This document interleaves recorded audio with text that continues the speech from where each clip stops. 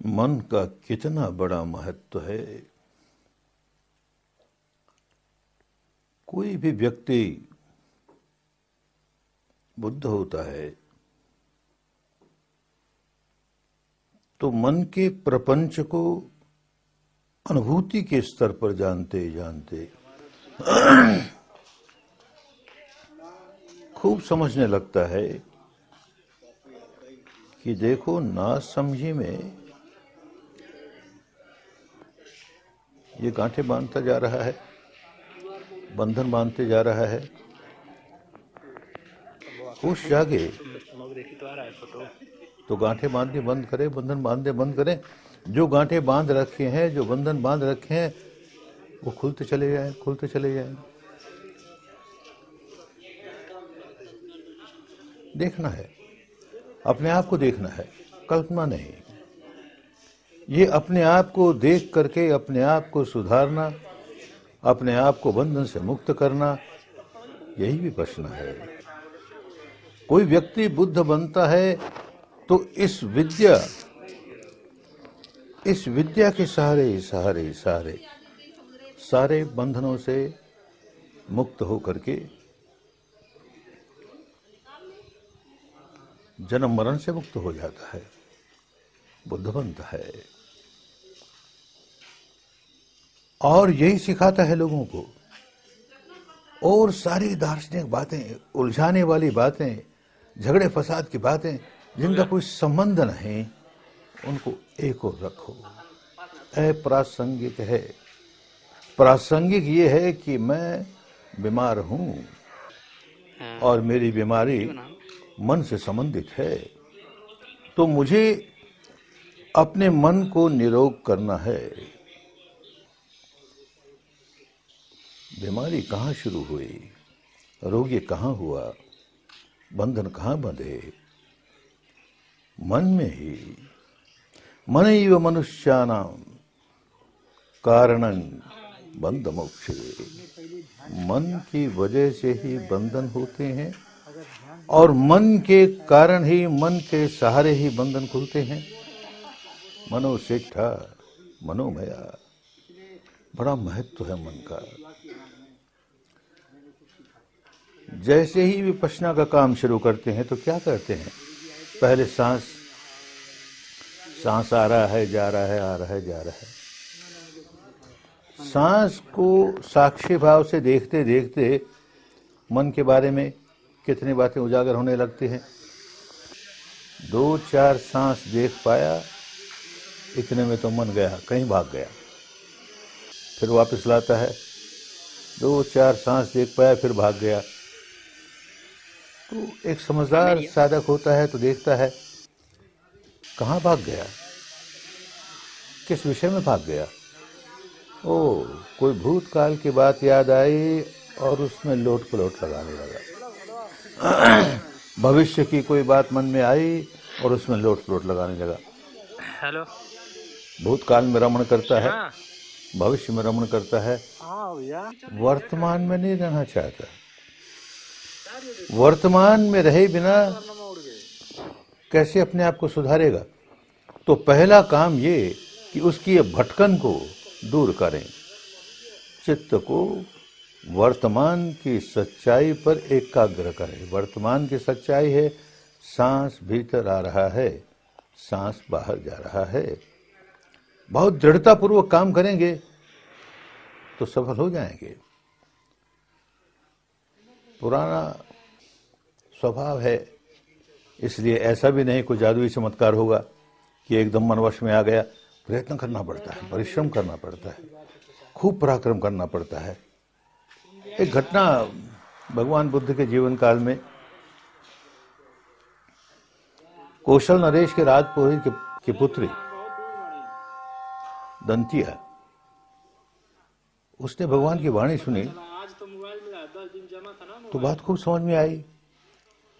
अरे मुक्ति का सही मार्ग ये है, हम अपने आप को हजार भरमाए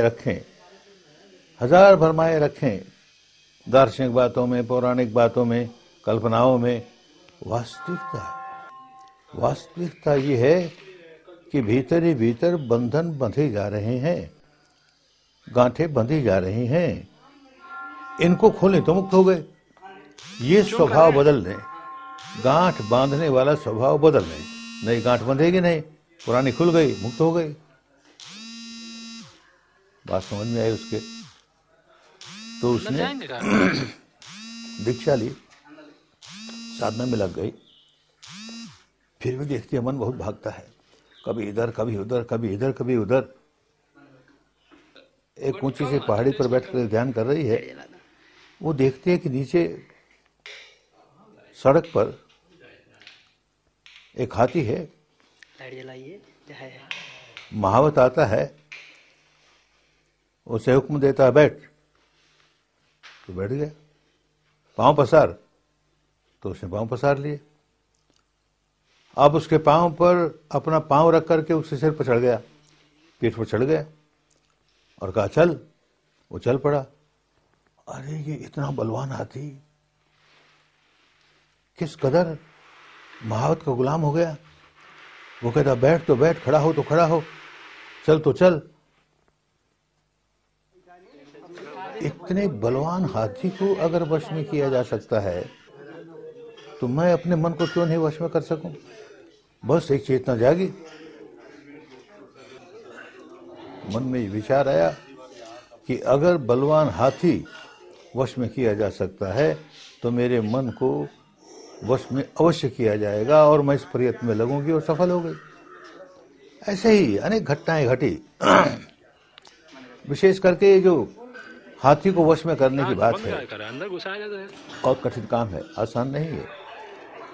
एक जंगली हाथी, उसे पालतू बना लेना बहुत कठिन काम है और बड़ा खतरनाक काम है। बहुत समझदार आदमी काम करता है। तो इसी तरह से मन को वश में कर लेना बहुत कठिन काम है। मन को हम चाहे जैसे हुक्म दें उसी तरह से वो काम करे, कठिन काम है। जंगली जैसा है, कैसा कैसा उपद्रव करता है। तो ये प्रेरणा जब जागे कि एक हाथी भी, जंगली हाथी भी वश में किया जा सकता है, तो मैं अपने मन को क्यों नहीं वश में कर सकता।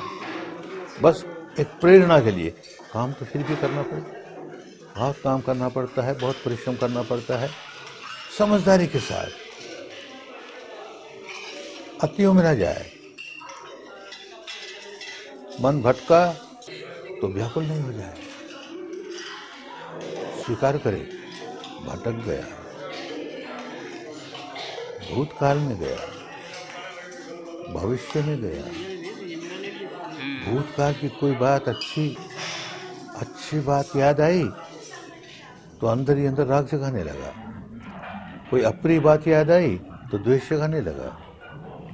भविष्य में गया, कोई अच्छी बात का चिंतन हुआ तो राग जगाने लगा, बुरी बात का चिंतन हुआ द्वेष जगाने लगा। बस जान रहा है वश में करने का एक अच्छा तरीका है कि जो है जैसा है उसे स्वीकार करो। उसके साथ जोर जबरदस्ती करने से और अधिक प्रतिक्रिया करेगा। ऐसा है, मन भटक गया है, भूतकाल की ओर चला गया है, भविष्य की ओर चला गया है, चिंतन है, उससे राग जागा है, द्वेष जागा है।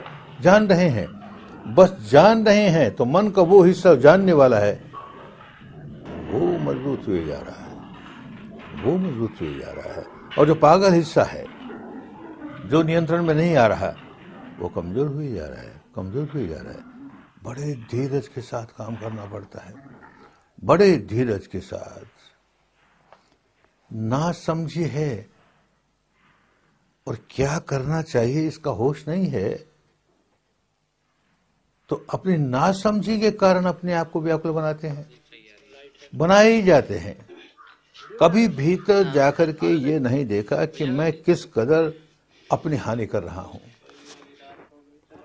एक घटना, किसी ने मुझे गाली दी, मेरा अपमान किया, बहुत व्याकुल हुआ।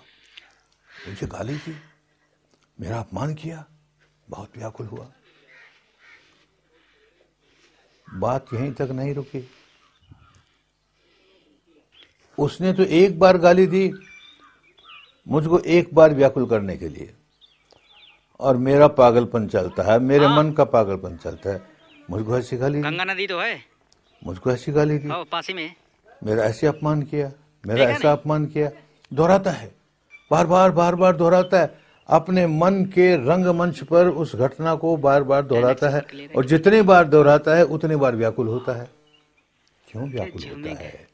जब जब वो घटना दोहराई जाती है मन से, तो शरीर में एक संवेदना होती है बड़ी दुखद, और व्याकुल होता है। फिर उस घटना को याद करता है, फिर व्याकुल होता है। उसने तो एक ही बार व्याकुल करना चाहा था, और मुझे देखो अपने पागलपन में बार बार अपने आप को व्याकुल किए जा रहा हूँ, बार बार अपने आप को व्याकुल किए जा रहा हूँ। तो कौन जिम्मेदार है? मैं जिम्मेदार हूँ, मेरी नासमझी जिम्मेदार है। बड़े अपनी जान बड़ी समझदारी के साथ कहता है, मेरा ऐसा अपमान किया, मेरा ऐसा अपमान किया, 7 वर्ष तक नहीं भूलूंगा। नहीं भूलेगा, 7 वर्ष तक अपने आप को तड़पाएगा, 7 जन्म तक नहीं भूलूंगा। मत भूलना, 7 जन्म तक अपने आप को तड़पाएगा। होश नहीं है, मैं नहीं भूलूंगा। ये व्रत लेकर के वो अपने आप को और दुखी बनाता है, और दुखी बनाता है, दुखी बनाता है। बात समझ में नहीं आई, क्या कर रहा हूं? भीतर ये मन अपना कैसे खेल खेल रहा है। जानता है व्याकुल नहीं होना चाहता हूं, ये समझता है, लेकिन व्याकुल बनाया जा रहा है। होश नहीं है। एक और घटना से समझें कि किस कदर व्याकुल होता है। किसी आदमी ने मेरे प्रति अपराध किया,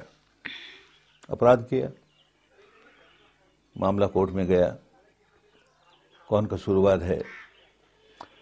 अब जैसे सभी देशों में होता है, अपने देश में भी होता है, एक कोर्ट से फिर अपील गई दूसरे कोर्ट में, दूसरे से तीसरे कोर्ट में, यूं होते होते होते सुप्रीम कोर्ट तक गया। 7 वर्ष लग गए, 7 वर्ष लग गए। और उसके बाद सुप्रीम कोर्ट के चीफ जस्टिस ने सारा मामला समझ करके फैसला दिया, इसमें तेरा कोई कसूर नहीं, उसी आदमी का सारा कसूर है, और उस आदमी को दंड मिलना चाहिए। उसे दंड भी मिला। अब कोई सोचे